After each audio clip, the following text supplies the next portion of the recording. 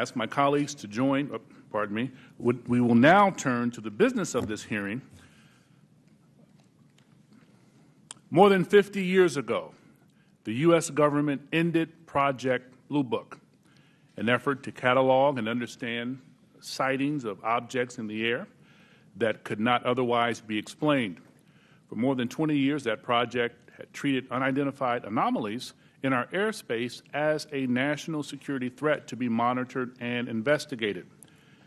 In 2017, we learned for the first time that the Department of Defense had quietly restarted a similar organization tracking what we now call unidentified aerial phenomena, or UAPs.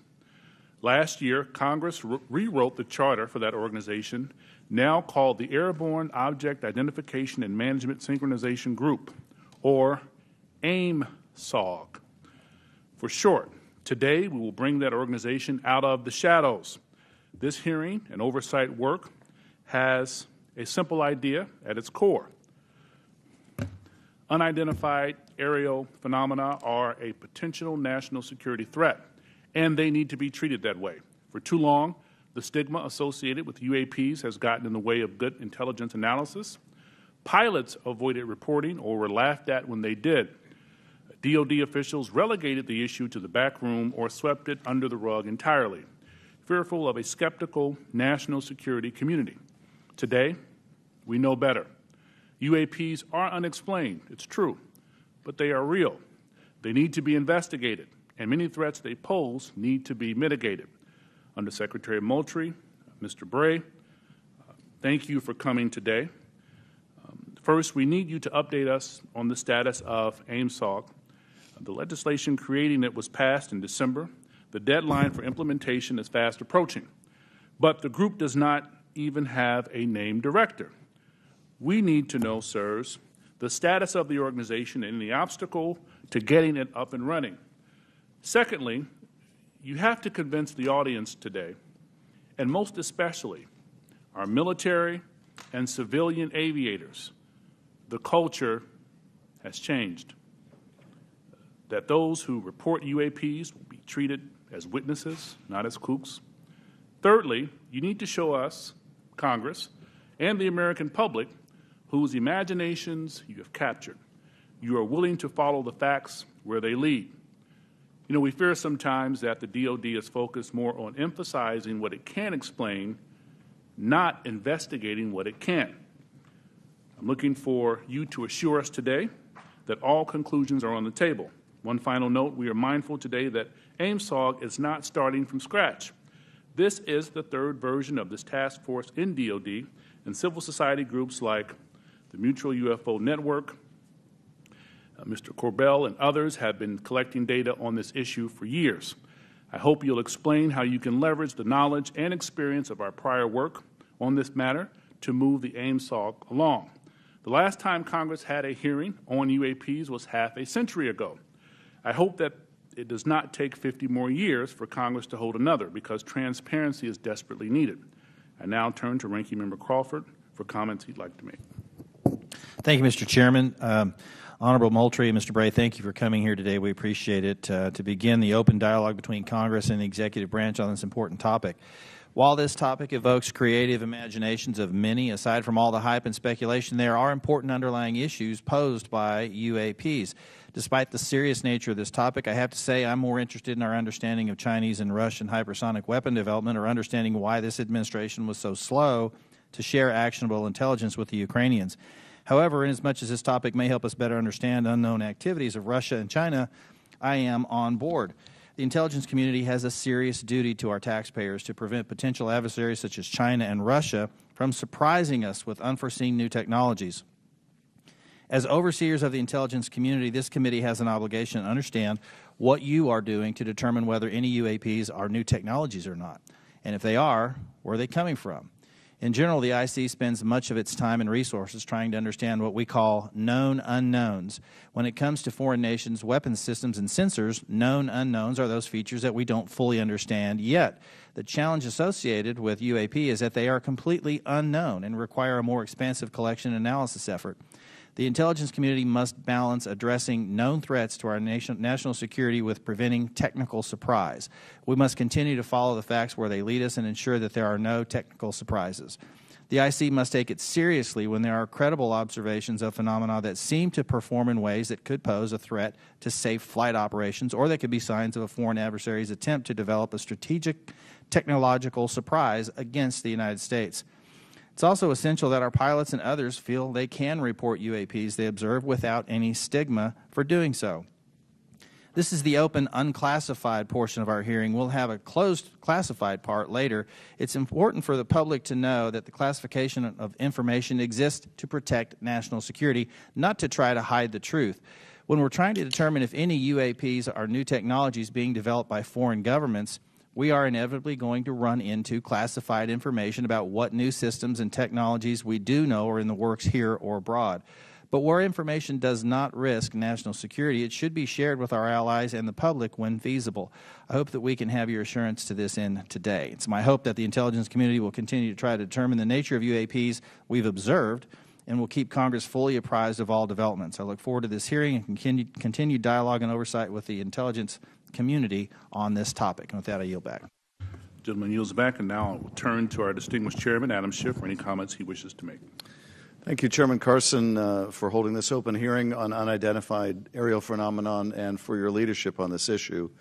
Holding a portion of our discussion today in open session is critical to the cause of transparency and openness, which was Congress's intent in authorizing and funding this new task force. The larger effort that is being undertaken to study and characterize UAP reports is an important step towards understanding these phenomenon, what we know and don't know.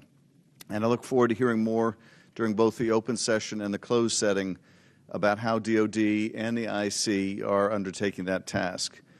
UAP reports have been around for decades, and yet we haven't had an orderly way for them to be reported without stigma and to be investigated. That needs to change. UAP reports need to be understood as a national security matter, and that message needs to go out across DOD, the IC, and the whole of the U.S. government. When we spot something we don't understand or can't identify in our airspace, it's the job of those we entrust with our national security to investigate and to report back. That is why it's important that we hold this open hearing for the public to hear directly from the Department of Defense on the steps it's taking to track, analyze, and transparently communicate the work that is being done on this issue. It is also the responsibility of our government and this panel to share as much as we can with the American people, since excessive secrecy only breeds distrust and speculation. I look forward to hearing how the UAP task force is being stood up, what challenges they still face, and how this committee can make sure the task force is able to shed light on one of the world's most enduring mysteries. I thank you gentlemen for your work, and be very interested to hear what you have to say. To me, among the most fascinating questions are these phenomena that we can measure, that is, instruments report there is something there. It is not the human eye confusing objects in the sky. There is something there, measurable by multiple instruments, and yet it seems to move in directions that are inconsistent with what we know of physics or science more broadly. And that, to me, poses questions of tremendous interest and as well as potential national security significance. So we look forward to hearing what you're able to report to us today in open session, and I want to thank Chairman Carson again for his extraordinary leadership on this issue, and I yield back. Chairman yields back. Thank you. With that, we will start our hearing. Under Secretary Moultrie, the floor is yours, sir. Thank you. Chairman Schiff, Committee Chairman Carson, Ranking Member Crawford, distinguished members of the subcommittee, it's a privilege to be here with you today to address your questions regarding unidentified aerial phenomenon, or UAP. I'm pleased to be joined by Mr. Scott Bray, the Deputy Director of Naval Intelligence, who will speak to the Navy's Unidentified Aerial Phenomenon Task Force, which laid the foundation for the efforts we will discuss today. First, I'd like to thank Congress for supporting the Department's UAP efforts. The NDAA for fiscal year 2022 has helped us to establish a dedicated office to oversee processes and procedures for the timely collection, processing, analysis, and reporting of UAP-related data. What are UAP? Put simply, UAP are airborne objects that, when encountered, cannot be immediately identified. However, it is the Department's contention that by combining appropriately structured, collected data with rigorous scientific analysis, any object that we encounter can likely be isolated, characterized, identified, and, if necessary, mitigated. We know that our service members have encountered unidentified aerial phenomena, and because UAPs pose potential flight safety and general security risk, we are committed to a focused effort to determine their origins.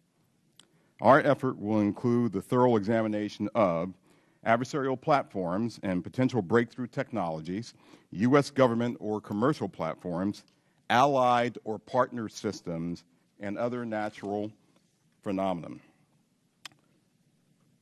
We also understand that there has been a cultural stigma surrounding UAP. Our goal is to eliminate the stigma by fully incorporating our operators and mission personnel into a standardized data gathering process.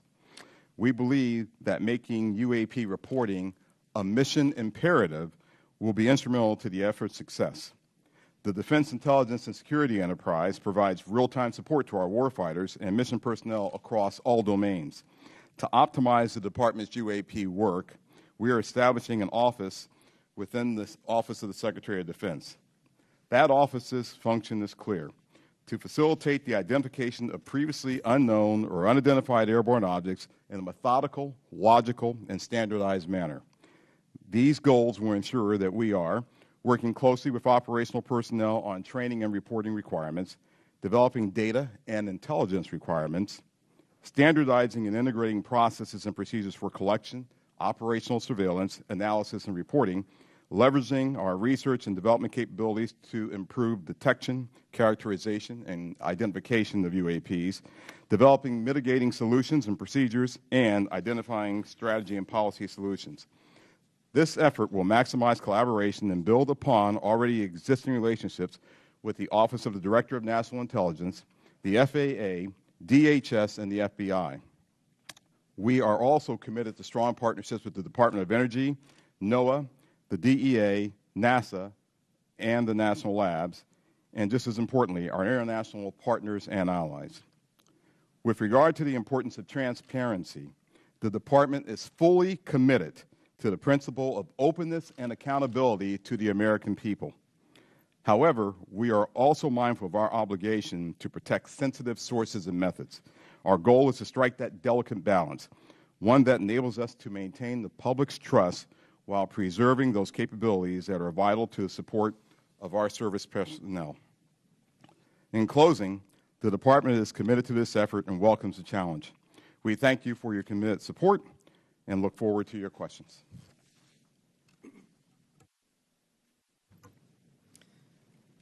Chairman Schiff, Chairman Carson, Ranking Member Crawford, and committee members, thank you very much for the opportunity to be here today to highlight the ongoing work of the Department of Defense regarding unidentified aerial phenomena. Since the early 2000s, we have seen an increasing number of unauthorized and or unidentified aircraft or objects in military-controlled training areas and training ranges and other designated airspace. Reports of sightings are frequent and continuing.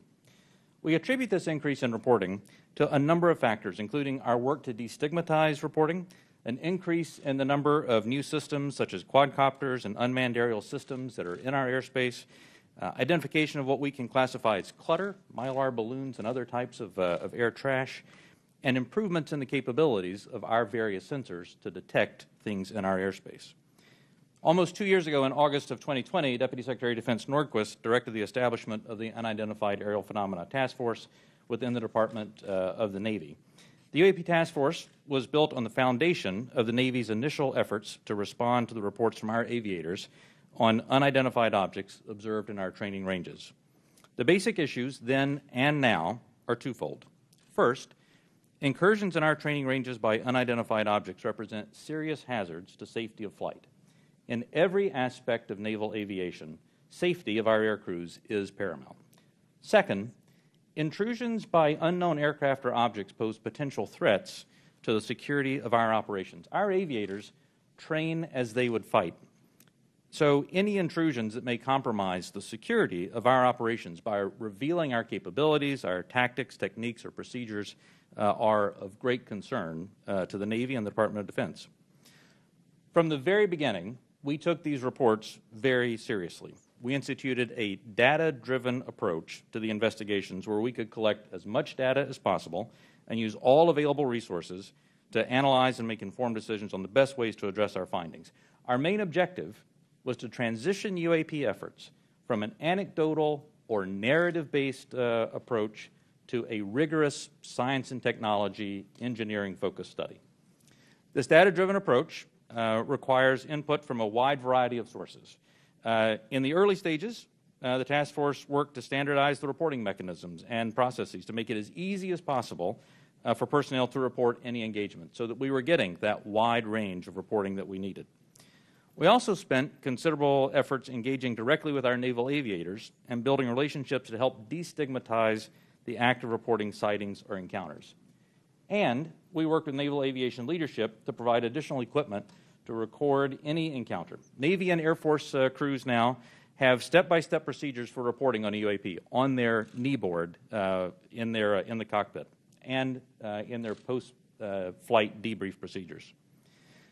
The direct result of those efforts has been increased reporting, with increased opportunities to focus a number of sensors on any objects. The message is now clear. If you see something, you need to report it. And the message has been received. In fact, recently, I received a call from a senior naval aviator with over 2,000 flight hours. He called me personally from the flight line after landing to talk about an encounter that he had just experienced. Those were just the initial steps. We also made a concerted effort to assemble subject matter experts from across the Department of Defense and the intelligence community and other U.S. government agencies and departments. We forged partnerships with the research, development, and acquisition communities, with industry partners, and with academic research labs, and we brought many allies and international partners into our discussions on UAP. Additionally, subject matter experts from a wide variety of fields, including physics, optics, metallurgy, meteorology, just to name a few, have been brought in to expand our understanding in areas where we may not have organic expertise. In short, we've endeavored to bring an all-hands-on-deck approach to better understand this phenomena. So what have we learned so far? Any given observation may be fleeting or longer. It may be recorded or not. It may be observable by one or multiple assets. In short, there's rarely an easy answer. For example, let me share with you the first video that we have here today, which shows an observation in real time.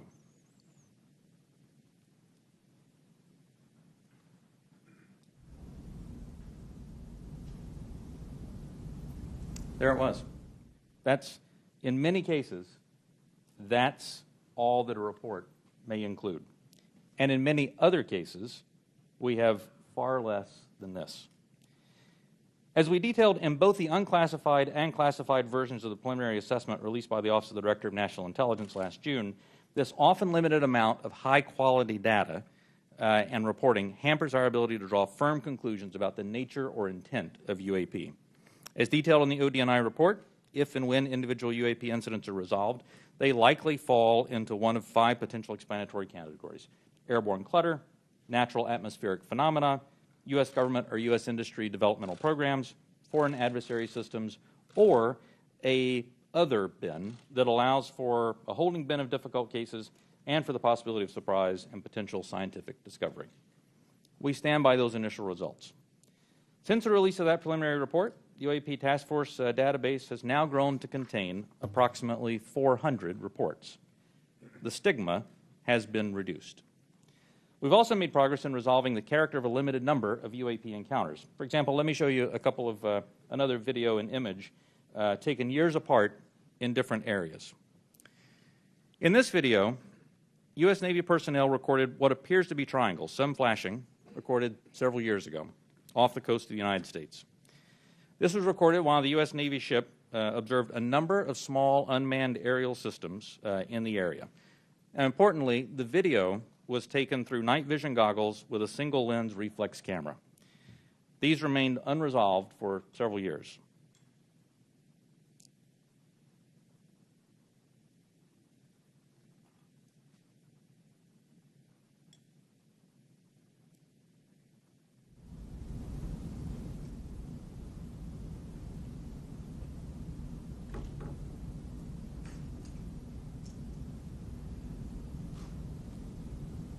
Several years later, and off a different coast, U.S. Navy personnel, again in a swarm of unmanned aerial systems, and again through night vision goggles and an SLR camera, recorded this image. But this time, other U.S. Navy assets also observed unmanned aerial systems nearby, and we're now reasonably confident that these triangles correlate to unmanned aerial systems in the area. The triangular appearance is a result of light passing through the night vision goggles and then being recorded by an SLR camera. Now, I don't mean to suggest that everything that we observe is identifiable, but this is a great example of how it takes considerable effort to understand what we're seeing in the examples that we are able to collect.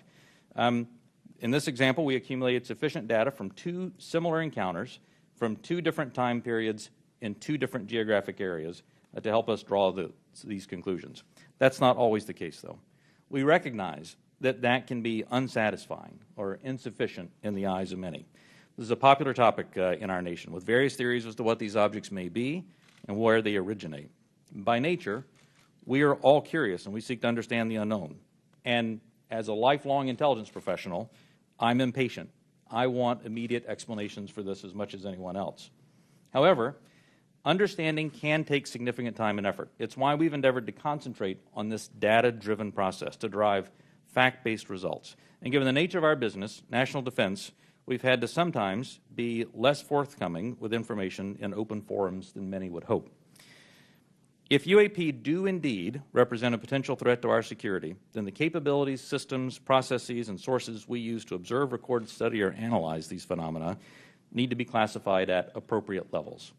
We do not want potential adversaries to know exactly what we're able to see or understand, or how we come to the conclusions we make.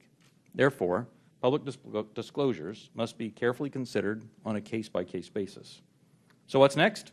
We're concentrating on a seamless transition to the new organization, and future analysis of complicated issues of UAP issues will greatly benefit from the infrastructure, the process, and the procedures that we've developed to date. I'm confident that the task force, under Navy leadership, has forged a path forward that will allow us to anchor assessments in science and engineering by anecdotal evidence. We remain committed to that goal, as I know the USDI organization does as well. So thank you very much for your interest and continuing support for the UAP Task Force. The team's made a lot of progress, but we really are just establishing the foundation for the more detailed analysis that's yet to be done. And with your continued support, we can sustain that momentum necessary to produce data-centric analysis and understanding of the phenomena. I look forward to your questions. Thank you. Thank you, Mr. Bray. This is the 3rd version of this task force, and to be frank, one of Congress's concerns is that the executive branch and administration from both parties has been sweeping concerns about UAPs under the rug by focusing on events that can be explained and avoiding events that cannot be explained. What can you say to give the American people confidence that you aren't just focusing our attention on low-hanging fruit with easy explanations? Congressman, I'll start, and then Mr. Bray, please feel free to weigh in. So the way that we're approaching this is with a more thorough, standardized methodology than what we have in the past. First and foremost, the Secretary of Defense is chartering this effort. This is not someone lower in the Department of Defense. And he has assigned that task to the Office of Secretary of Defense, the Undersecretary for Intelligence and Security. That's me, because I'm responsible for looking at intelligence matters. I'm responsible for security matters. This is potentially both. So when you start concerning ourselves with the safety of our personnel, the safety of our installations and bases, there's no other higher priority than what we have than actually getting after this. And as you have stated, we have been assigned that task to actually stand up an office, the AIM-SOG, which I believe the name, sir, will likely change. But we have moved forward in terms of moving to establish that office. We have, as of this week, picked a director for that effort, a very established and accomplished individual. We've identified spaces. We've worked with personnel across the Department of Defense, with the services, and we've worked with the IC, which is on board in helping us work through this standardized methodology for now, bringing in data, analyzing that data, and reporting that data in the appropriate method and appropriate means so we can either get it to our service personnel to ensure their safety, or get it to you and the Congress and to the public to ensure that you have oversight to what we're doing. So, chartered by the Secretary of Defense, standardized, and really a methodical approach is something that we're doing that has not been done before. Can we get some kinds of assurances that your analysts will follow the facts where they lead and assess all hypotheses? Absolutely. So we're open to all hypotheses. We're open to any conclusions that we may encounter. Quickly, before I pass it to the ranking member and Chairman Schiff, I want to thank you both for taking the time, and I had a good time meeting with you last week, Director Moultrie, Undersecretary Moultrie. It's fair to say that you are a science fiction fan, is that correct? It is fair to say that I am an inquisitive mind who has spent 40 years in the intelligence field and has focused on both science and science fiction. That is fair. Could you tell us about it? Yeah, well, look, my generation grew up looking at space sagas and the Apollo program. So all of us who grew up in the 60s were just thrilled by watching our first astronaut land on the moon. That was a momentous occasion. To people who were of different generations, some of them didn't believe that it happened. I still have relatives and friends who don't believe it happened, right? Science fiction to them. But to us, it was, no, that's the progress that we've made. And so I was enthralled by that, and I've taken that to heart. I enjoy the challenge of what may be out there. I have mentioned to you that, yes, I have followed science fiction. I have gone to conventions, even. I'll say it on the record. Got to break the ice somehow. But, you know, I have done that, right? But there's nothing wrong with that. Don't necessarily dress up, but I do, you know, I do believe that it's important to show that the Department of Defense has, you know, we have character, and we're people just like you, just like the American people. We have our inquisitiveness. We have our questions. We want to know what's out there as much as you want to know what's out there. We get the questions not just from you, we get it from family members. And we get them night and day, not just in committee hearings. So finding what's out there is important, but first and foremost, it's important for us to do that so that we can ensure that our people, our personnel, our aviators, our bases and installations are safe. And then that curiosity factor is something else that we just want to know, because that's the human race. It's just, you know, that insatiable desire to know. Thank you, sir. Ranking Member Crawford. Mr. Moultrie, you said you don't necessarily dress up. That wasn't a real strong statement. Gentlemen, thank you for being here today. We appreciate it. And thank you, Mr. Moultrie, for breaking the ice the way you did. Appreciate that. The inability to understand objects in our sensitive operating areas is tantamount to an intelligence failure that we certainly want to avoid. This is not about finding alien spacecraft, but about delivering dominant intelligence across the tactical, operational, and strategic spectrum. So my question is, how can AIM-SOG lead to prevention of intelligence surprises?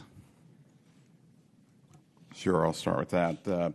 So the goal of our effort is to integrate it into what we already do on a normal basis, which is look for the unknowns, Congressman, as you stated in your opening remarks, across all domains. So we've been doing this for decades. We've been looking at the space domain, looking at space objects, looking at space weather, looking at space phenomenon. We've been looking at things in the air domain, and we, as you know, and I'll talk more about this in classified session, but we have a very concerted effort to understand adversarial platforms and adversarial developmental programs. And we do that also in the ground domain. And of course, we're very interested in what happens in the underwater or sea domain, if you will, subsurface domain. So if there are objects that our aviators or air crews are encountering in this air domain, and their sensors are discovering or detecting some of these objects, we want to just bring that in to the normal process that we have for identifying unknown unknowns. We want to make sure we have the intelligence requirements that allow us not only to look at that event from the time that it occurs forward, but maybe retrospectively we want to go back and see if we can get to the left of that event to say, was there some developmental program that we, to get to your technical surprise issue, sir, that we should have known about? And if so, how do we put that intelligence requirement in place to ensure that we are following an adversarial development or any other development that may be out there? So that's what we want to do in terms of normalizing this and bringing it into the normal process of how we identify unknown unknowns. So you mentioned fidelity, and I think it's important to talk about the relationship from the Navy as the lead agency on this. How do you interact with Space Force, Air Force, to create that degree of fidelity? We're talking about sensors and so on, and I guess where I have some concerns that many of the images that we see commonly in this committee and even in open source, the resolution and the clarity that would allow a robust technical intelligence analysis is challenging. So is AIMSOG prepared to address the quality and quantity of data collected on UAP to advance intelligence collection, and do you have the adequate sensors you need to collect that high-quality data? One of the lines of effort that we have is looking at our sensor capabilities and to understand whether or not, as the video showed that Mr. Bray displayed, sometimes it's very fleeting data that we have on some of these objects, and we want to make sure that, one, our systems are calibrated to actually be able to collect on the objects. You know, our sensors today they're calibrated for specific things. We want to make sure they're calibrated for things of this nature, things of this size, things of this velocity, if I can use that term. We want to make sure that once we have that data is stored in some standardized method that we can then extract and that we can feed into our system real time. So we do not want this to take some prolonged period of time for us to get that data. But our goal is absolutely to have that high fidelity information that we get from all sensors, and we want to be able to integrate that with what we may have off of ground-based sensors. So whatever you may have on a platform, whatever you may have on the ground, whatever we may have from other sensors that we may have in different domains, we want to be able to integrate that all and get this integrated picture as we would, as I said, with any other unidentified objects or things that we are tracking as a part of our normal intelligence responsibilities. Thank you. Last question, Mr. Bray, if you would. I'm a Navy pilot. I've encountered a UAP. Walk me through the reporting protocol once I see something that I think needs reported. The first thing that aviator would do after landing as a part of their normal debriefing is they would contact their intelligence officer. Their intelligence officer would then walk them through first filing a data preservation to ensure that whatever sensor data may be on the aircraft, that we preserve that so that it's available for later analysis.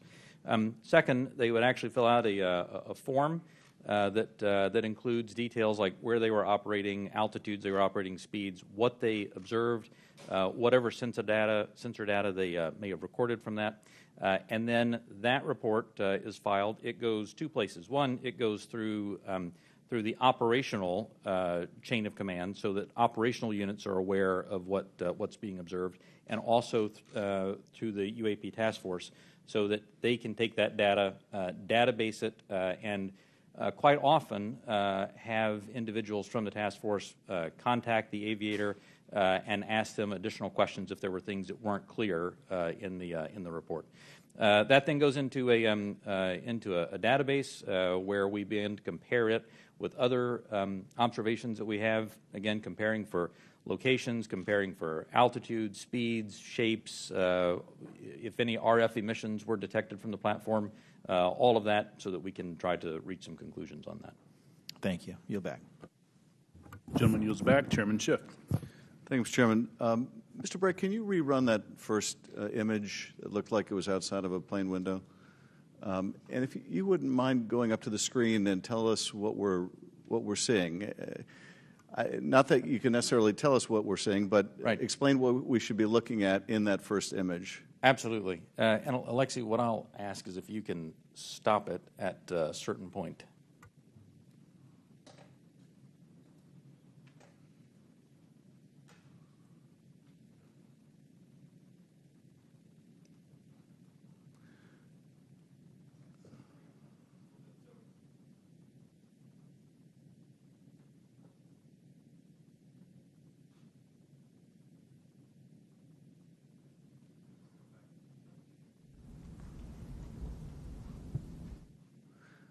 And are we looking outside of a civilian aircraft window? Is that what we're looking at? We're looking outside a U.S. Navy F-18. Okay.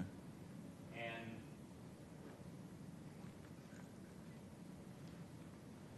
this is great. It shows how difficult the analysis is. Go just a little farther forward, Alexi.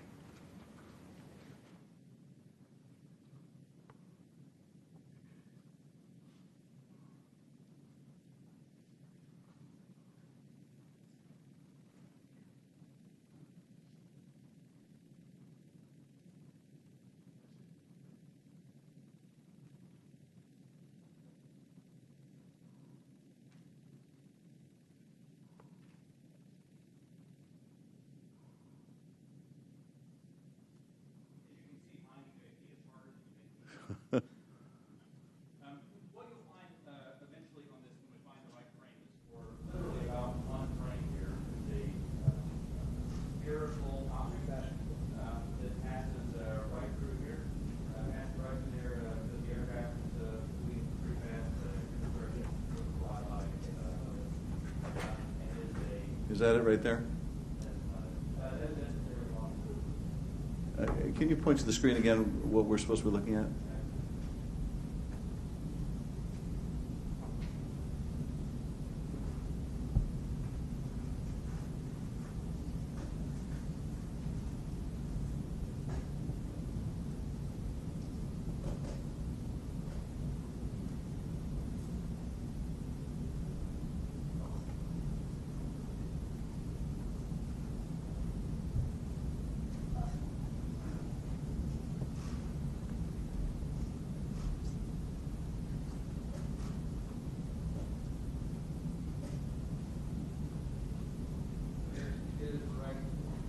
Okay, if you could stop that frame. No, that's not the one.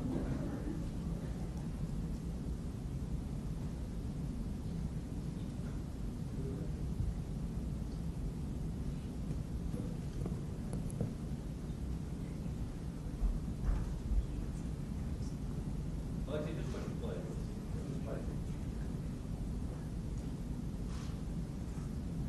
Here's what you'll see coming up right here is a near one.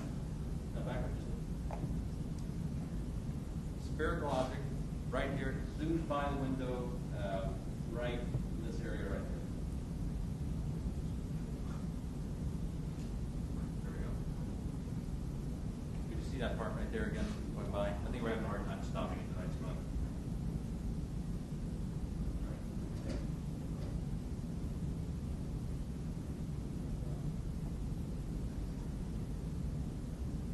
Okay. So as you can see, it's difficult, and I think a part of the issue here is the laptop we're working with is not as easy for stopping that video in the right spot. We'll describe what we have seen in that. What are we observing? What you see here is aircraft that is operating in a U.S. Navy training range that has observed spherical objects in that area, and as they fly by it, they take a video. You see it looks reflective in this video, somewhat reflective, and it quickly passes by the cockpit of the aircraft. And is this one of the phenomena that we can't explain? I do not have an explanation for what this specific object is. And is this one of the situations where it is? That's the object that we're looking at right there. Thank you. And is this a situation where it was observed by the pilot and it was also recorded by the aircraft's instruments? We'll talk about the multi-sensor part in a later session. But in this case, we have at least that. In the Director of National Intelligence 2021 unclassified report, the ODNI reported 144 UAPs between 2004 and 2021, 80% of which were recorded on multiple instruments. And I take it, with respect to some of those, you had a pilot seeing them if it was observed by a pilot, right, and you had multiple instruments recording it. So you really have three sensors, the human sensor and two technical sensors detecting the object, is that? For the majority of incidents that we had in the last year's report, the majority had multi-sensor data. When I talk about the 400 reports that we have now, that number will certainly go down because a lot of those new reports that we have are actually historic reports that are narrative-based. So that percentage will go down just as a factor of the fact that the destigmatization has resulted in more narrative reports. And that's the object we're looking at right there now, right? That's it right there. Okay. Last year's report also said that of those 144, 18 of them reportedly appear to exhibit unusual flight characteristics, appear to demonstrate advanced technology, and some of them appeared to remain stationary in winds aloft, move against the wind, maneuver abruptly, or move at considerable speed without discernible means of propulsion. That's pretty intriguing. And if you're able to answer this in this setting, are we aware of any foreign adversary capable of moving objects without any discernible means of propulsion? I think I would, without discernible means of propulsion, I would say that we're not aware of any adversary that can move an object without discernible means of propulsion. The question then becomes, in many of these cases where we don't have a discernible mean of propulsion in the data that we have, in some cases there is likely sensor artifacts that may be hiding some of that. There's certainly some degree of something that looks like signature management that we have seen from some of these UAP, but I would caution. I would simply say that there are a number of events in which we do not have an explanation. And there are a small handful in which there are flight characteristics or signature management that we can't explain with the data that we have. We'll continue. Those are obviously the ones that are of most interest to us. Earlier, when we asked about how you avoid technological surprise, the biggest way you avoid technological surprise is by collecting this type of data and by, importantly, calibrating the assumptions that you go into with how you do that analysis. I'll tell you, within the UAP Task Force, we have one basic assumption, and that is that generally speaking, our sensors operate as designed. And we make that assumption because many times these are multi-sensor collections.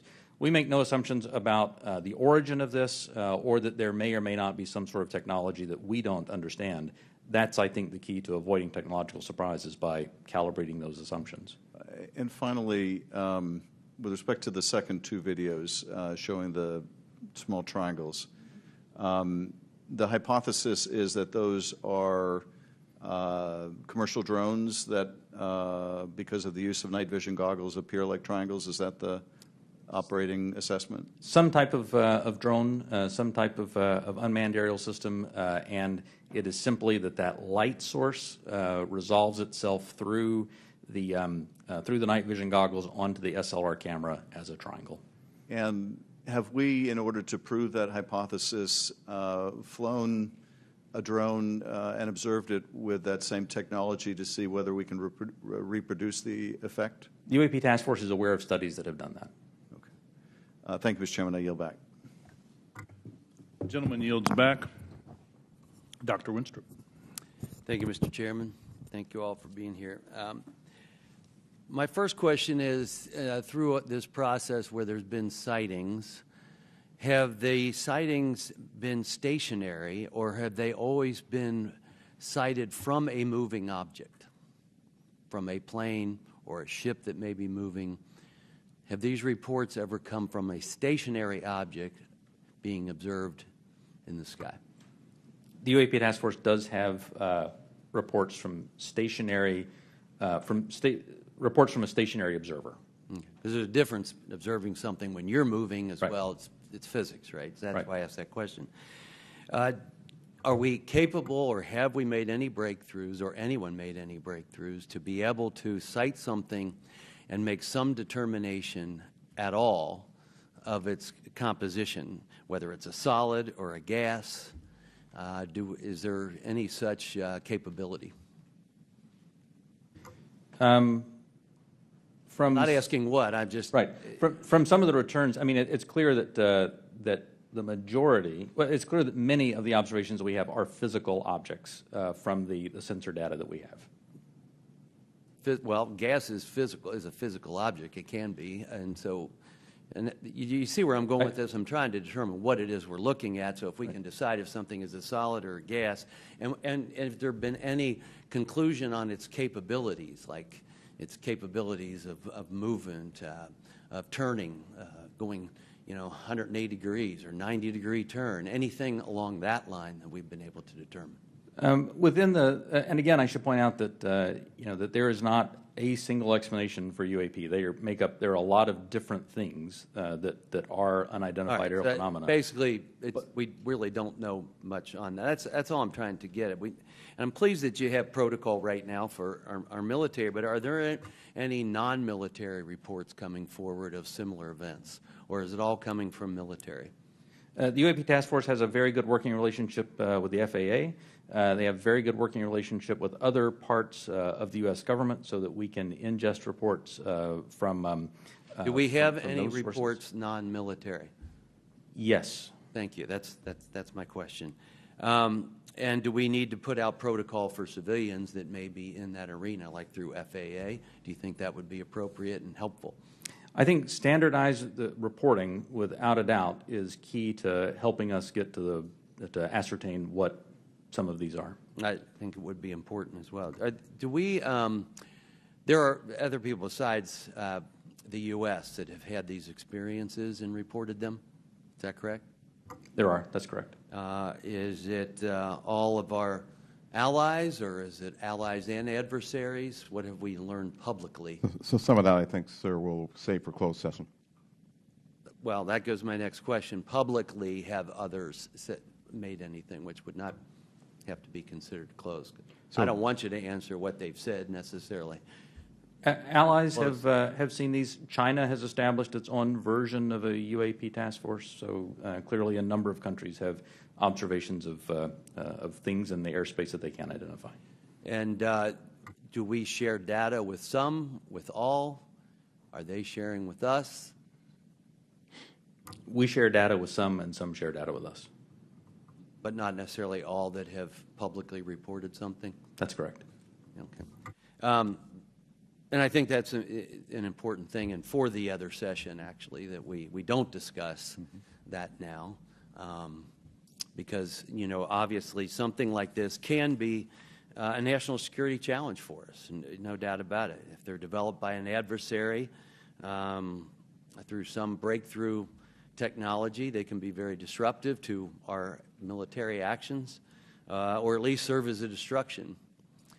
So my caution would be careful who we share our data with, and don't necessarily trust some of the data we may get from someone else. And with that, I yield back. Gentleman yields back. Mr. Himes. Thank you, Mr. Chairman. One of the objectives of this open hearing is to try to erode some of the stigma that attaches to, in particular, our military men and women reporting this. It's obviously really very serious because should one of our adversaries have developed a technology that we don't know about it, we need to know about it yesterday. And obviously, any sort of stigma that prevents our military from reporting this data as comprehensively as possible is a national security threat. So I really just have two questions in the service of that goal. The first is, the chairman asked that we run that video again. Most people, when they see a video, we're all used to seeing things from a car, seeing things from a sidewalk. Very few people have the experience of observing something through night vision goggles at Mach 1.5. So just talk for a minute about, if you would, whichever of you is most appropriate, how radically different observation is at high speed and 3 dimension than it is for most of us who walk around and drive cars. So the first thing I think that's important to note about this is there are lots of things when you are moving very fast and an object is between you and a stationary reference point like the ground, it gives a lot of different impressions about how quickly something is or isn't moving. And it actually means that it is a challenge, especially with narrative-based data, to get a lot of information on that. That's why the sensor data is so important, because things do happen very quickly, as you see there. And sometimes things that happen very quickly, something may be moving very slow. That aircraft is moving quite fast. How fast that object is moving that goes by is probably very slow.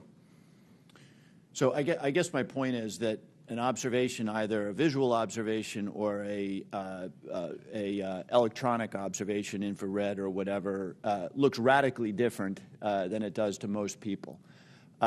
Even instruments are on gimbals and that sort of thing, so that creates a very unusual view to, again, those of us who are used to seeing things in 2 dimensions largely. And second question. I think, Mr. Bray, you said something that I want to unpack a little bit. A number of these UAPs, you said, we can't explain. Again, in the service of sort of reducing speculation and conspiracy theories, we can't explain can range from a visual observation that was distant on a foggy night, we don't know what it is, to we've found an organic material that we can't identify, right? Those are radically different worlds. So when you say we can't explain, give the public a little bit better sense of where on that spectrum of we can't explain we are. Are we holding materials, organic or inorganic, that we don't know about? Are we, picking up emanations that are something other than light or infrared that could be deemed to be communications? Give us a sense for what you mean when you say we can't explain. Sure. When I say we can't explain, I mean exactly as you described there, that there is a lot of information, like the video that we showed, in which there's simply too little data to create a reasonable explanation. There are a small handful of cases in which we have more data that our analysis simply hasn't been able to fully pull together a picture of what happened. And those are the cases where we talk about where we see some indications of flight characteristics or signature management that are not what we had expected. When it comes to material that we have no material. We have detected no emanations within the UAP task force that would suggest it's anything non-terrestrial in origin. So there's when I say unexplained, I mean everything from too little data to the data that we have doesn't point us towards an explanation, but we'll go wherever the data takes us. Again, we've made no assumptions about what this is or isn't. We're committed to understanding these, and so we'll go wherever that data takes us. Thank you. That's very helpful, and so I think it bears emphasis. When you say we can't explain, everything that you can't explain is in a bucket called data. Is that correct? And that would mean data collected by sensors, visual observations, everything that we can't explain, quote unquote, is in a bucket called data. Right. A narrative report from the early 2000s, if it just had a little bit of information on it, would be in our database and it would be unresolved. I would add to that it's insufficient data. I mean, that's one of the challenges we have. Insufficient data either on the event itself, the object itself, or insufficient data or plug-in with some other organization or agency that may have had something in that space at that time. So it's a data issue that we're facing in many of these instances, Congressman. Understood. Thank you very much. Yield back. Gentleman yields back. Mr. Gallagher. Thank you, Mr. Chairman. Thank you for allowing me to join this hearing. I really appreciate the witness's testimony. Mr. Moultrie, as the chairman mentioned, DoD had an initiative to study UFOs in the 1960s called Project Blue Book. It's also been well reported in our briefing and in other places that we have more recent projects, specifically ATIP. Could you describe any other initiatives that the DoD or DoD contractors have managed after Project Blue Book ended and prior to ATIP beginning? Did anything also predate Project Blue Book? So I can't speak to what may have predated Project Blue Book. I mean, of course, there's Roswell and all these other things that people have talked about over the years. I'm familiar with Blue Book. I'm familiar with ATIP. I haven't seen other documented studies that have been done by DoD in that regard. So you're not aware of anything in between Project Blue Book and ATIP? I'm not aware of anything that's official that was done in between those two. Hasn't been brought to my attention. Okay. Additionally, are you aware of any other DoD or DoD contract programs focused on UAPs from a technological engineering perspective? And by that I mean, are you aware of any technology initiatives focused on this topic other than initiatives focused on the individual case investigations? I am not aware of any contractual programs that are focused on anything related to this other than what we are doing in the Navy Task Force and what we are about to launch in terms of our effort. Same question for you, Mr. Bray. Same answer, not aware of anything outside what we are doing in the UAP Task Force. So just to confirm, you're not aware of any technology or engineering resources that have been focused on these efforts besides what we've mentioned today? Once again, I'll say no contractual or programmatic efforts that are involved. The reason why I qualify it that way. Yeah, let me qualify it that way. I can't speak to what people may be looking at in the department. Somebody says, I'm looking at something that may be unidentified, and I can't speak to that. I speak to official programs that we have on the record. It's also been reported that there have been UAP observed and interacting with and flying over sensitive military facilities, particularly, and not just ranges, but some facilities housing our strategic nuclear forces. One such incident allegedly occurred at Malmstrom Air Force Base, in which 10 of our nuclear ICBMs were rendered inoperable.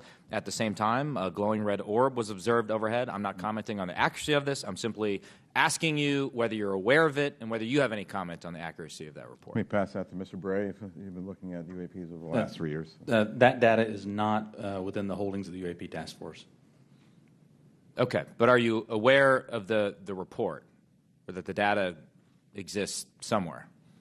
I have heard stories. I have not seen the official data on that. So you've just seen informal stories, no official assessment that you've done or exists within DoD that you're aware of regarding the Malmstrom incident? All I can speak to is what's within my cognizance of the UAP Task Force, and we have not looked at that incident. Well, I would say, it's a pretty high-profile incident. I don't claim to be an expert on this, but that's out there in the ether. You're the guys investigating it. I mean, who else is doing it? If something was officially brought to our attention, we would look at it. There are many things that are out there in the ether that aren't officially brought to our attention. So how would it have to be officially brought to your attention? I'm bringing it to your attention. Sure, this is pretty official. Sure. So we'll go back and take a look at it, but generally there is some authoritative figure that says there is an incident that occurred. We'd like you to look at this. But in terms of just tracking what may be in the media that says that something occurred at this time, at this place, there are probably a lot of leads that we would have to follow up on. I don't think we have resource to do that right now. Well, I don't claim to be an authoritative figure, but for what it's worth, I would like you to look into it. And sure. If for no other reason, you could dismiss it and say this is not worth wasting resources on. Will do. And then finally, are you aware of a document that appeared around 2019, sometimes called the Admiral Wilson Memo or EW Notes Memo? I am not. You're not. Are you tracking? I'm not personally aware of that. Okay.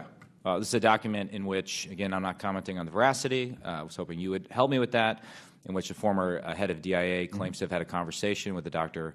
Eric Wilson and claims to have sort of been made aware of certain contractors or DoD programs that he tried to get fuller access to and was denied access to. So you're not aware of that? I'm not aware, Congressman.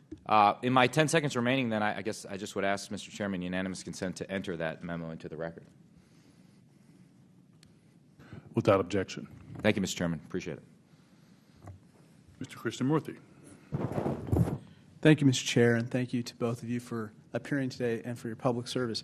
First question is, there have been no collisions between any U.S. assets and one of these UAPs, correct? We have not had a collision. We've had at least 11 near misses, though. And maybe we'll talk about those 11 near misses or any place where there's close proximity. I assume, or tell me if I'm wrong, there's been no attempt, there's no communications or any kind of communication signals that emanate from those objects that we've detected, correct? That's correct. And have we attempted to communicate with those objects? No. So we don't even put out a alert saying, U.S. Identify yourself. you are, within our flight path or something like that. We haven't said anything like that? We've not put anything out like that. Generally speaking, for example, in the video that we showed earlier, it appears to be something that is, unmanned, appears to be something that may or may not be in controlled flight, and so we've not attempted any communication with that. Okay, so, and I assume we've never discharged any armaments against a UAP, correct? That's correct. How about wreckage? Have we come across any wreckage of any kind of object that has now been examined by you? The UAP Task Force doesn't have any wreckage that isn't explainable, that isn't consistent with being of terrestrial origin. Do we have any sensors underwater to detect on submerged UAPs? Anything that is in the ocean or in the seas? So I think that would be more appropriately addressed in closed session, sir. Okay. I think one of the biggest questions that I have is, we say with a lot of probability, we say they, quote unquote, probably do represent physical objects, close quote. When we say probably, is that because we cannot conclusively say that they are physical objects? In the task force report, when I say probably represent physical objects, most of them represent physical objects. There could be some that are more of a meteorological phenomena, something like that, that may not be a physical object in the sense that most people think of something you could go up and touch. But the ones where you say most of them represent physical objects, can you say that they are definitely, like with 100% certainty, that they are physical objects? I can say with certainty that a number of these are physical objects. Okay, so we can't rule out that some of them may not be physical objects. So, some certainly could be a sensor anomaly or something like that. Some could be. Now, how about with regard to UAPs? We've talked about UAPs on training areas, but obviously there's some sensor bias. I would think we put sensors in training areas. How about with regard to non-training areas?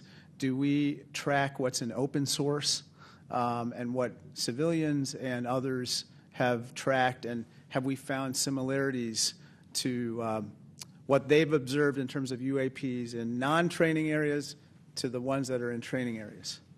The UAP Task Force has worked very hard to make sure the data set that we're working with is a data set that we have very good control over that data. So we have some partnerships with FAA so that we get some of that, so we get that reporting in.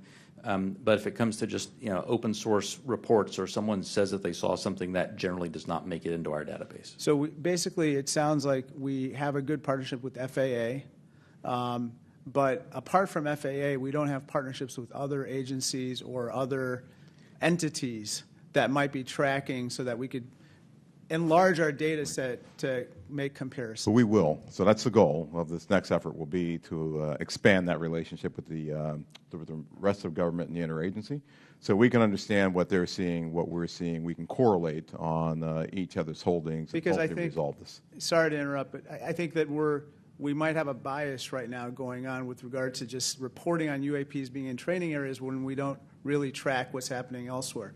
Last question. Have our encounters with UAPs altered the development of either our offensive or defensive capabilities or even our sensor capabilities? We'd save that for the closed session. Okay, great. Thank you. Mr. LaHood. Thank you, Mr. Chairman, and I want to thank the witnesses for being here today. Obviously, this topic of UAPs has attracted a lot of interest in people that are curious about this hearing today. As we talk about, and I would say there's a lot of what I would call amateur interest groups that are involved in the UAP field. My question is, when there are unsubstantiated claims or manufactured claims of UAPs or kind of false information that's put out there, what are the consequences for people that are involved with that or groups that are involved with that? So one of the concerns that we have is that there are a lot of individuals and groups that are putting information out there that that could be considered to be somewhat self-serving. We're trying to do what's in the best interest of, one, the Department of Defense, and then two, what's in the best interest of the public, to ensure that we can put factual-based information back into the mainstream and back into the bloodstream of the reporting media that we have, so people understand what's there. It's important because we are attempting, as this hearing has drawn out, to understand, one, what may just be natural phenomenon, two, what may be sensor phenomenology or things that were happening with sensors, three, what may be legitimate counterintelligence threats to places that we have or bases or installations, or security threats to our platforms. And anything that diverts us off of what we have with the resources that have been allocated to us, send us off in these spurious chases and hunts that are just not helpful. And they also help, they also contribute to the undermining of the confidence that the Congress and the American people have that we are trying to get to the root cause of what's happening here, report on that, and then feed that back into our national security apparatus so we are able to protect the American people and our allies. So it is harmful, it is hurtful, but hopefully if we get more information out there, we'll start to lessen the impact of some of those spurious reports. So just taking that a step further, so that misinformation, false narratives, manufactured, so what are the consequences? Are there legal consequences? Are there examples that you can give us where people have been held accountable by this misinformation or disinformation? I can't give you, any examples where somebody's been legally held liable for putting something out there, but... Well, I guess what's the deterrent from people engaging in this activity? I don't know. I don't have that answer. That's something that welcome the dialogue with Congress to talk about that with the members who help legislate those laws to say what should be the legal ramifications that we could use to potentially hold individuals accountable, whether it be citizens or information that might be injected into our media by other forces or other countries, if you will. And in terms of DOD's review and analysis in this field, I mean, is there a standard in place when it comes to UAPs? I mean, is there any guidance you look to that's codified in law or otherwise within DOD that kind of sets out the standards for UAPs and what to look for? I think that's part of what the group that we're standing up now will be chartered to do. We're actually, from my organization, we'll be looking at policy and standards that we have to come to you and work with you to actually put in place and promulgate across our government. Thank you. I yield back. Gentleman yields back. Mr. Welch. Thank you. I'm going to follow on the line of questions from Mr. LaHood. Gentlemen, what seems incredibly difficult for you is that there's two almost competing but different narratives. One is no one knows whether there's extraterrestrial life. It's a big universe, and it would be pretty presumptuous to have a hard and fast conclusion. And then if there is, it's not beyond the realm of possibility that there is some exploration coming here. And that underlies a lot of the reports you get. I think Mr. LaHood was asking about that. People think there must be extraterrestrial life, and it's not at all beyond the pale that there would be a visit here. On the other hand, as the DOD, you have the responsibility to make sure that our national security is protected, and that if there are surveillance drones or active drones that can disable our systems, that has to be analyzed, has to be stopped. So how do you divide how do you separate your responsibilities where you get all these reports from folks who maybe in good faith, maybe not, believe that you should be investigating every possible report of a extraterrestrial incident? I'll start with you, Mr. Moultrie. Sure, indeed, Congressman, and thank you for the question. It's important that we, as a part of this effort, really build out the relationship that we have with others, including NASA, and for the reasons that you just pointed out.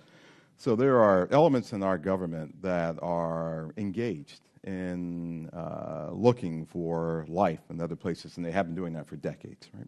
They've been searching for extraterrestrial life.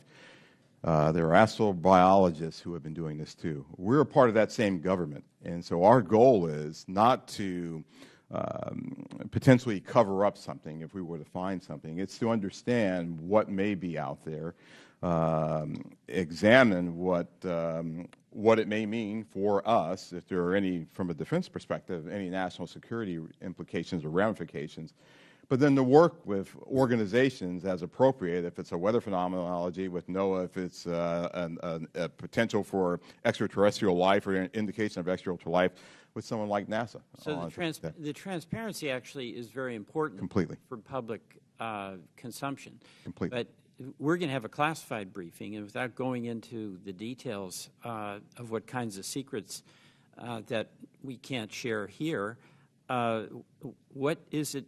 What are we protecting? I don't know if you can answer this question in this open forum, but in fact, your perception of what it is we have to, quote, protect. So I think right now what's really important for us to protect is how we know certain things. So there are a lot of things that we know, whether it be about the thinking of other leaders around the world, the weapon systems that are being developed, or how we detect things that may be threats to us.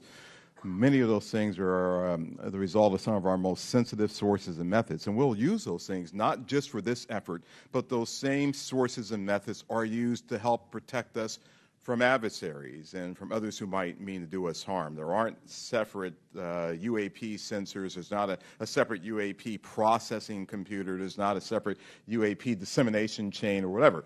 So it's the same process. It's the same system that we have that helps us do all that. We need to protect that because this is something that we're looking at, but we're sure there are going to be other things that we'll look at in the future that we'll need those same sensors, we'll need those same sources and methods to help us do. So we're protecting the fact of that this nation has developed capabilities that enable us to know what may be threats to us and to counter those threats before they become something of a national issue. Thank you very much. I want to thank both you, Mr. Bray, and you, Mr. Moultrie, for your appearance today. I yield back.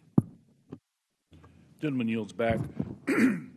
Gentlemen, beyond videos, is there a range of other information that the executive branch has that would be valuable to the American people while protecting sources and methods, obviously? The details of individual encounters, including the time, place, and details of an encounter. And does the AIMSOG have a clear and repeatable process for considering public release as part of the process? Chairman Carson, and do you commit to building that process if it's not in place? The UAP Task Force, the security classification guide that the UAP Task Force has been operating under that I approved really was meant to protect those sources and methods and meant to protect any knowledge that an adversary intelligence entity may gain from understanding what we're tracking, how we track it, or when we're tracking it, or if we're not. And so that has been an important piece in the balance between transparency and preserving our warfighting advantage, because the U.S. military does train as it would fight. What I will commit to is, at least for that material that's under my authority as the Deputy Director of Naval Intelligence, for information that we have when it does not involve sources and methods, and when we can, with a reasonable degree of confidence, determine that it does not pose a foreign intelligence or national security threat, and it's within my authority to do so, I commit to declassifying that. So I believe very much in the transparency of this, and we work very hard to balance that with our national security needs. And I'll just add, Congressman, just over the last 3-4 months, I think that the intelligence community and the national defense apparatus have disclosed more information on various events than it has in probably the previous 10 years. You have our commitment to work closely with the Director of National Intelligence and others in the declassification and downgrading of intel apparatus to ensure that we can get whatever information that we can out to the American people and to the public writ large. Greatly appreciated, sir. Ranking Member Crawford. Thank you, Mr. Chairman. Representative Stefanik is en route, I believe, just real quickly, but in the interim, if I could, if you'll indulge me, I just have a couple of real small questions. One is, do we have an example? Can you cite a specific example of an object that can't be explained as having been human-made or natural? I mean, the example that I would say that that is still unresolved, that I think everyone understands quite well, is the 2004 incident from Nimitz. We have data on that, and it simply remains unresolved. Does not mean it resolves to being something, right, that is easily explainable or difficult, or well, obviously it resolves to being something that is difficult to explain. But I can't point to something that definitively was not man-made, but I can point to a number of examples in which remain unresolved. Gotcha. With regard to videos that have appeared in open source channels, for example, the Tic Tac video, does AIMSOG maintain control of videos, and how do you prevent leaks of potentially classified videos or other material? So the AIMSOG, as we establish that organization, we will have a process for classified and compartmented holdings, and we will find a way of getting positive control over those. We have our sensitive access programs and special access programs that allow us to put what we call SAPs around things, and then there's controlled access programs that allow us to put caps around things. So we'll have that in place. Our goal will be ensuring that we're sharing that with the appropriate analysts and the appropriate exploiters, if you will, who can look at that data too. What we don't want to do is bring something into a DOD database or a DOD holding and then have so many wrappers around it, it's not available to those who really need to look at it and to exploit it. And that's one of the reasons that we're establishing relationships with the interagency, with the IC and others to be able to do that, sir. But we will do our best to maintain positive control over the materials that we have within our holdings. Thank you. Chairman Schiff. Thank you, Mr. Chairman. Just going back to the 2021 report, under the category of UAP appear to demonstrate advanced technology, those 18 incidents in which some of the UAP appear to remain stationary, winds aloft, move against the wind, maneuver abruptly, or move at considerable speed without discernible means of propulsion. It goes on to say, in a small number of cases, military aircraft systems processed radio frequency energy associated with UAP sightings. I couldn't tell from that whether that small number of cases was a part of the subset of 18. That is, among the 18 which appeared to move with unusual pattern or flight characteristics, did some of those also emit radio frequency energy? I would have to check with our UAP task force on that. I believe, without getting into specifics that we can do in the closed session, at least some that we have detected RF emissions from were not behaving oddly otherwise. And the significance of measuring that radio frequency energy is what? That we suspect that this was some form of aircraft in which there were radio transmissions? The biggest thing that you're looking for there is any indication of an effort to jam whatever sensors that we may have looking at it.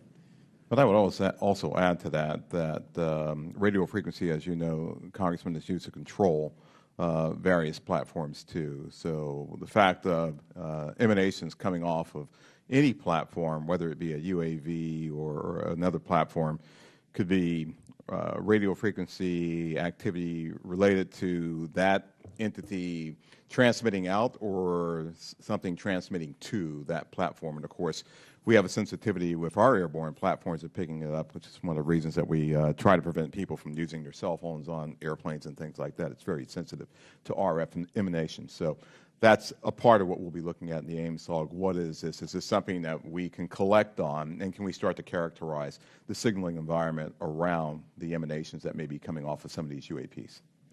So that energy then that was recorded could be either an effort to jam, or it could be an effort to control a UAV, or any other communication with that craft. I would say that's accurate. Right. Thank you, Mr. Chairman. Thank you, Chairman. As the ODNI report makes clear, one possible explanation for UAPs is that we are detecting U.S. aircraft, either secret air programs or even test prototypes. I won't ask you in this setting, obviously, to describe any secret DoD programs. That said, I do want to make sure the U.S. government isn't chasing its own tail. Firstly, do you have a clear and repeatable process to check with compartmented programs about whether a UAP sighting is attributable to a U.S. aircraft? Secondly, does the AIMSOG staff have the clearances and read-ons that they need to investigate all of these incidents? And thirdly, when your staff cannot be read on, are your questions to those who are read on even being answered? So I'll start, and then I'll pass that to Mr. Bray. So we're very conscious of the potential blue-on-blue issue or U.S. on U.S., and so we've established relationships with organizations and entities that are potentially flying or developing platforms for their own interests, if you will. And our goal is to continue, and we have a repeatable process. I think we've had that process for some time, to deconflict activities that we may have to ensure that we are not potentially reporting on something that may be a developmental platform or a U.S. operational platform that is performing either testing or performing a mission. So we will have that in place. We've already had those discussions with organizations and entities. We want to ensure that we're protecting their equities. We want to ensure that we're protecting their sources and methods while also getting at what we have here. We want to be able to deconflict those. Absolutely. The UAP Task Force has had a process in place to work with other elements of the Department of Defense and other elements of the government to ensure that that there is an as simple a way as possible to deconflict those. And when we reference that in the report, I should say that we were simply accounting for the fact that there could possibly be one or two data points that had leaked through, but we were quite confident that was not the explanation. How are you all liaisoning with Space Command? Specifically, how are you partnering with the parts of the U.S. Space Command responsible for space domain awareness? And how, if at all, are you partnering with the Space Force to analyze UAPs? The UAP Task Force has a very good relationship with Space Force, as it does with the rest of the Department of Defense. We have pulled analysts in from Space Force to ensure that that we're availing ourselves of that expertise, as well as any other material they may have that would be helpful. And Congressman, as you know, Space Force and Space Command, they have responsibility for space domain awareness. So what we've done, we coordinated with Space Force, we coordinated with their J2, and she is on board in terms of helping us plug into what they have and for us to have this interactive exchange of information and data. And we're doing that with all the services, not just with Space Force or Space Command. Thank you, sir. Ranking member, any additional questions? All right, Chairman Schiff. All right. With that, I want to thank you all for taking the time out. I also want to thank my colleagues on both sides of the aisle for participating in this very historical and important hearing. I think it's one of the few times we can demonstrate some degree of bipartisanship around UAPs and UFOs. So I love it. Appreciate it. Thank you. And we will see you all. We will recess this hearing for the moment and return in a closed session at noon.